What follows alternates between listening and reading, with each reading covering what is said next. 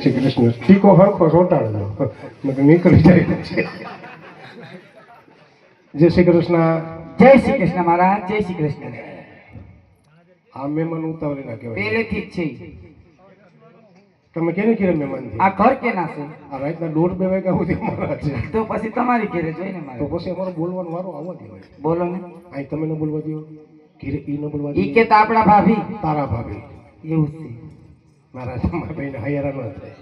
તો તમારું નામ શું? મારું નામ તારાબેન. આ કેલા બેન છે? એનું નામ તારાબેન છે.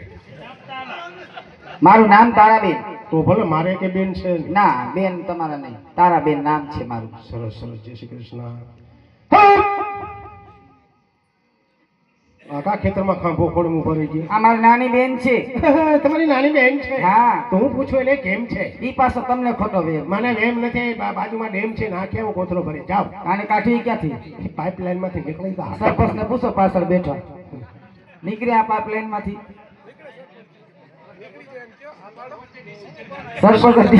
સરપંચે ઘૂમ રહેશે. કારણ કે સરપંચ પાછા ખાટો કરીને આને આ તો ખોટા કરે ને પાછા આને વળી પાઇપલાઇન માં કાઢી ક્યાં અમારે? સરપંચ કે મને કે કેટલા ફૂટની પાઇપલાઇન લેવી? ઈ હવે એને વૈસાર કરવાનો. તો આને કેમ સમજાવવા? તમારે હાવ હેલો ને હાલવો રસ્તો કેવી રીતે? એના જેવા થવું પડે. મારો નાથ ન થવા દે. મરી ગયા એના જેવો એટલે એમ.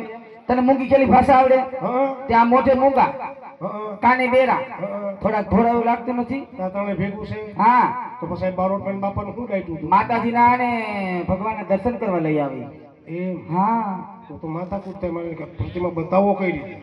કહું તો શું, તારે એના જેવું થવું પડે. મૂંગી કેલી ભાષા આવડે હા તને? એ તો ફાવે. ક્યાં શીખો તો? ઓલું નહોતું આવ્યું ડાઉનલોડ? મરી ગયા ડાઉનલોડ નહીં, લોકડાઉન. હા એ લોકડાઉનમાં શીખી ગયું. હા. કેવી રીતે? અમે ઘીરે બેઠા બેઠા બે માણા કીર્તન કરતા. લે કેવા કીર્તન? અરે ગોવિંદ બોલો હરિ ગોપાલ બોલો રાધા રમણ હરિ ગોવિંદ બોલો. હા. આ કીર્તન 11:30 થયા. એ રસોઈ વર્ગી અને હું ઓહરીને પાયરે બેઠો બેઠો કીર્તન ઉપાડ્યું હા. કે ગોવિંદ બોલો હરિ ગોપાલ બોલો રાધા રમણ હરિ ગોવિંદ બોલો. તો રોહણામાંથી અવાજ આવ્યો. શું અવાજ આવ્યો? મન કે જમવું